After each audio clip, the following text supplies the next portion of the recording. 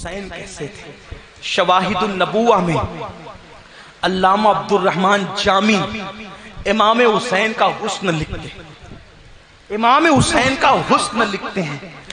علامہ جامی لکھتے ہیں امام حسین اتنے خوبصورت تھے، امام حسین اتنے حسین و جمیل تھے کہ جب رات کو، اندھیری رات کو آپ اپنے گھر سے نکلتے تھے تو لوگ امام حسین کے چہرے کی روشنی میں راستہ چلا کرتے تھے۔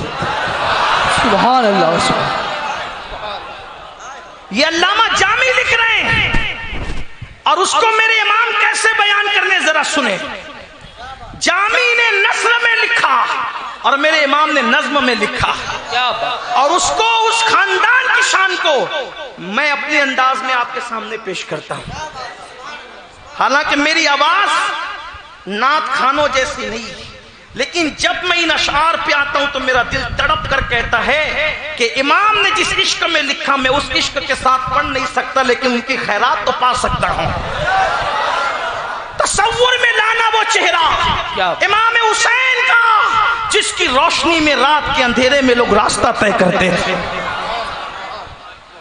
ظاہر سی بات ہے مٹی سے مٹی پیدا ہوتی ہے اور نور سے نور پیدا ہوتا ہے، اور آپ بھی شامل ہو۔ اور میرے امام کہتے کیا کہتے نور نور، سیدہ فاطمہ نور ہے، بنت نور، نور کی بیٹی ہے، زوج نور، نور کی بیوی ہے، ام نور، نور نور نور کی ماں ہے، نور مطلق کی کنیز، اللہ رے لما نور کا، وہ جس خدا کی بندی ہے وہ خدا بھی نور ہے۔ کیا بات ہے وہ! اب یہ نور نور کا سلسلہ ہے۔ اب میرے امام کہتے سب مل کر بی بی زہرا کی خیرات حاصل کرنے کے لیے میرے ساتھ شامل ہو جائیں۔ میں تو سوچتا ہوں سنیوں کا بچہ بچہ ان اشعار کو یاد کر لے۔ میں جہاں یہ شعر پڑھتا ہوں اسی طرح پڑھتا ہوں۔ میرے امام کہتے ہیں نور بنتے نور زوجیں، نور ام نور نور۔ سبحان اللہ سبحان اللہ۔ غالب اور اقبال کا پورا دیوان رکھو، کیا میر اور بینائی کا پورا دیوان رکھو، اور یہ بھی کہہ دو رافضیو، یہ بھی کہہ دو رافضیو، تم تمہاری پوری صدیوں کا، کئی صدیوں کا اہل بیت کی تعریف کی کتابیں ایک پلڑے میں رکھو، اور میرے امام کا ایک مصرع ایک پلڑے میں رکھو۔ کیا بات! یوں کہا کرتے ہیں سنی داستان اہل بیت، کیا بات ہے! یوں کہا کرتے ہیں سنی، کیا بات! یوں کہا کرتے ہیں سنی داستان اہل بیت۔ کیسے؟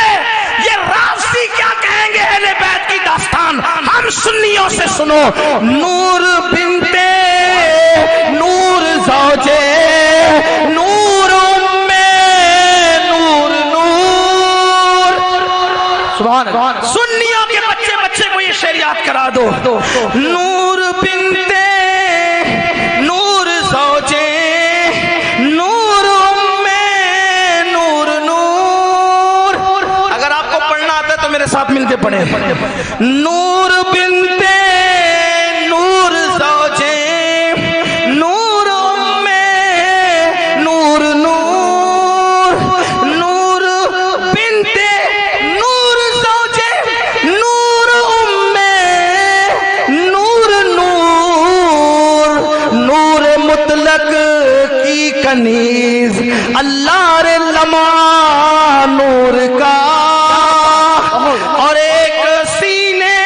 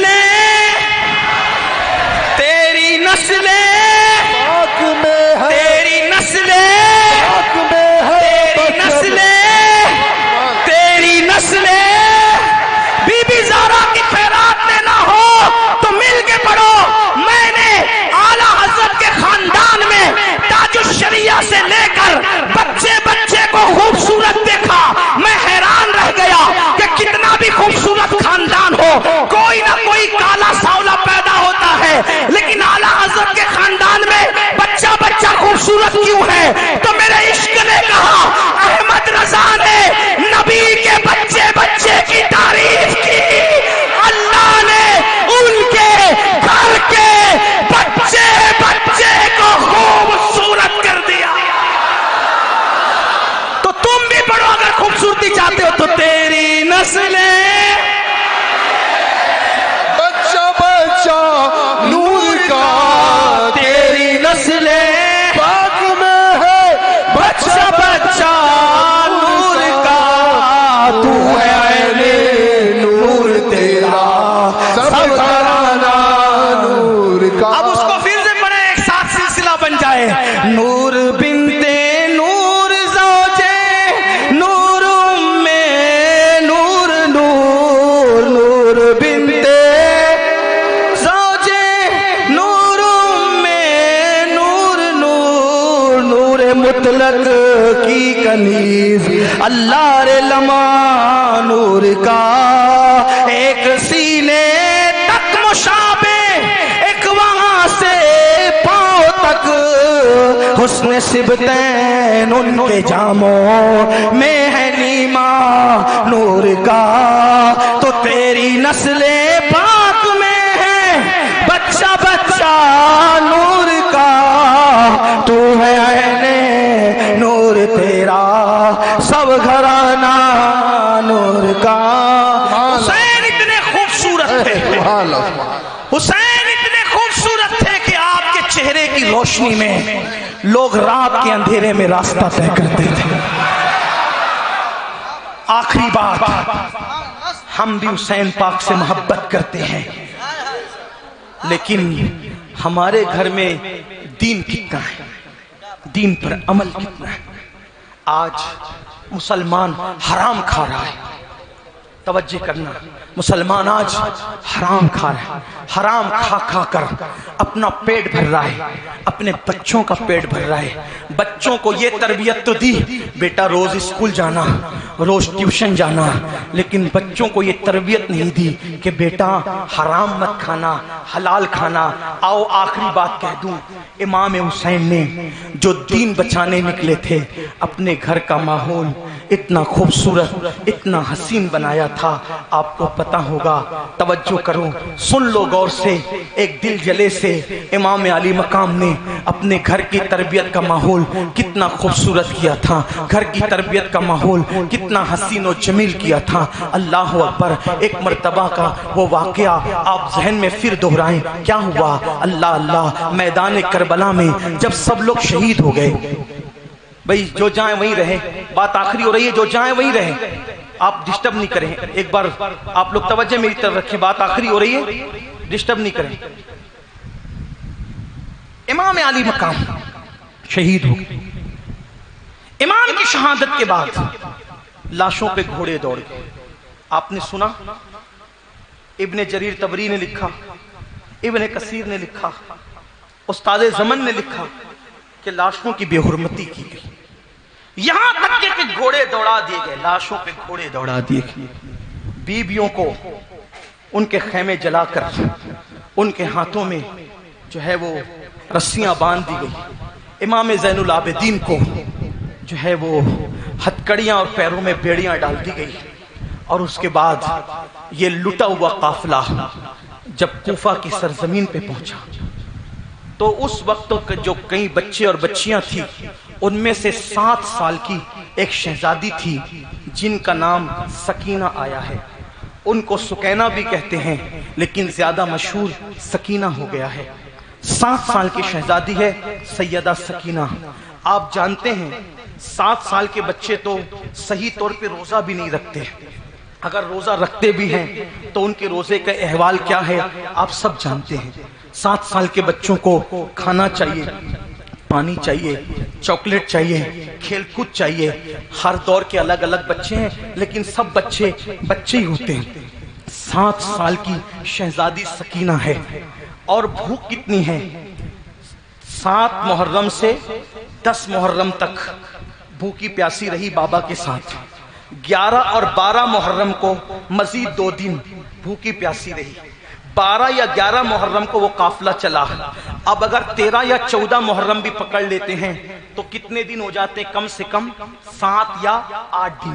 اب ذرا دھیان سے سننا، امام حسین نے اپنے گھر میں کیسا مذہبی ماحول، کیسا تربیت کا ماحول پیدا کیا تھا۔ آج ہم صرف نماز پڑھ کر سوچتے ہیں ہم جنت میں نہ جائیں گے تو کون جنت میں جائے گا؟ صرف نماز سے جنت نہیں ملے گی، پیٹ میں جو سود کے لقمے کے ذریعے جہنم کی آگ ڈال رہے ہو، یتیم اور بیواؤں کا مال کھا رہے ہو، لوگوں کا حصہ ہڑپ کر کے اپنے پیٹ میں ڈال رہے ہو، جھوٹ بول کے کاروبار کر رہے ہو، حرام کاروبار پر دلیر ہو چکے ہو، آپ کا کیا بنے گا؟ ہمارا کیا بنے گا؟ اللہ اکبر۔ لوگ جو ہے حلال ذبیحہ ڈھونڈتے ہیں اور سود کا دھندا کرتے ہیں، یہ تقوی کا لوگوں کا حال ہے۔ سود کے دھندے سے حلال ذبیحہ تحقیق سے خریدنے چلے ہیں۔ آپ اندازہ تو فرمائے، ارے نادان، اس سے پہلے حلال ذبیحے کی تحقیق سے پہلے اپنے کاروبار کی تحقیق کرتا، اپنے کاروبار کا جو ہے وہ احتساب کرتا۔ میں یہ نہیں کہتا کہ حلال ذبیحہ نہ کھاؤ، مسلمانوں پر حلال ذبیحہ جو ہے وہ لازم ہے، اس کے بغیر چارہ کار نہیں ہے، لیکن دھندے سود کے ہیں، دھندے شراب کے ہیں، دھندے جوئے کے ہیں، اور ڈھونڈ رہے جناب حلال ذبیحہ۔ انا للہ و انا الیہ راجعون۔ اور یاد رکھنا، یہ دنیا اچھی طرح جانتی ہے، جو تم دین بچانے دین بچانے دین بچانے کی بات کرتے ہو، لوگوں کو پتا ہے کہ جو قوم اپنے گھر میں خود دین پر عمل نہ کرے وہ دین کیا بچائیں گے؟ دین وہی بچا سکتے ہیں جن کے گھروں میں دین پر عمل ہوتا ہے۔ ہاں ہاں، جن کے گھروں میں سیریلوں کے نام پر فلمی گانے، کفریہ شرکیہ کلمات بجتے ہوں، وہ لوگ کیا دین بچائیں گے؟ جو داڑیاں مڈا کر گٹروں میں پھینکتے ہو، وہ کیا دین بچائیں گے؟ اللہ اکبر۔ اس لیے لوگ ہمارے نعروں کا بھی مذاق اڑاتے ہیں۔ میری قوم کے جوانوں، انقلاب عمل والوں سے آتا ہے، انقلاب صرف نعروں سے نہیں آتا۔ جس دن مسلمان میدان عمل میں قدم رکھے گا اس دن انقلاب آئے گا۔ تو اللہ اللہ، سیدہ شہزادی سکینہ صرف 7 سال کی عمر کی ہے اور 7 یا 8 دن بھوکے پیاسے رہتے ہوئے ہو گئے ہیں۔ جب کوفہ کی سرزمین پر یہ لٹا پیٹا قافلہ پہنچا، وہ قافلے کی حالت کیا تھی؟ اللہ اللہ، ہاتھوں میں ہتھکڑیاں ہیں، پیروں میں بیڑیاں ہیں، اونٹوں کی ننگی پیٹھ پر قافلہ بیٹھا ہوا ہے، اور کوفہ کے اندر یہ اعلان کرا دیا گیا ہے کہ کچھ لوگ تھے جو راستے میں بیٹھ کر لوگوں کا مال لوٹتے تھے، ڈکیتی کرتے تھے، ان لوگوں کو ہم نے کاٹ ڈالا،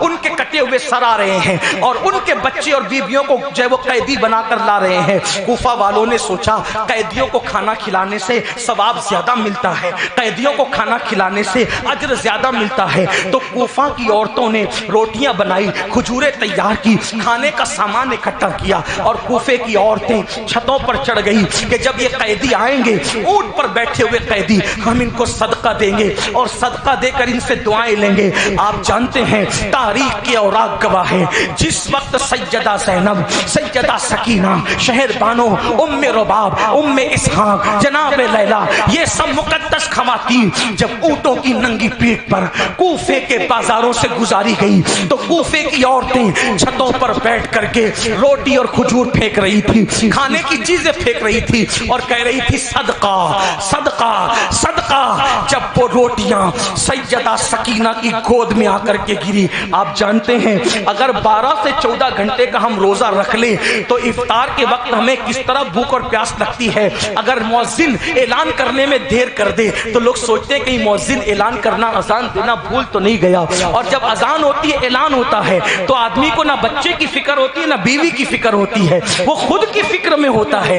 بولو، ایک دن کی بھوک اور پیاس میں آدمی سب کو بھول جاتا ہے، انسان سب کو فراموش کر دیتا ہے، مگر وار امام آپ کی عظمتوں پہ قربان، میرے حسین تم نے دین بچانے کا حق ادا کیا، اپنے گھر میں بچوں کی تربیت کیسے کی؟ جب 7 یا 8 دن کی بھوکی پیاسی سکینہ کی گود میں صدقے کی روٹی گری تو سیدہ سکینہ نے کھانے سے پہلے اپنی پھوپھی کے کان میں کہا، پھوپھی امی، آج ہم کو بھوکے رہتے رہتے 1 ہفتہ ہو گیا، لیکن ہم تو آل رسول ہیں، ہم پر نبی نے صدقہ حرام کیا ہے، تو کیا 1 ہفتے کی بھوک کے بعد آل نبی پہ صدقہ حلال ہو جاتا ہے؟ کیا آج ہم صدقہ کھا سکتے ہیں؟ ہمیں صدقہ کھانے کی اجازت ہے؟ اس وقت سیدہ زینب نے کہا تھا، اے کوفہ کربلا والو، ہم صدقہ کھانے والے لوگ نہیں ہیں، ہم تمہارے نبی کی اولاد ہیں، ہم پہ صدقہ حرام کیا گیا ہے۔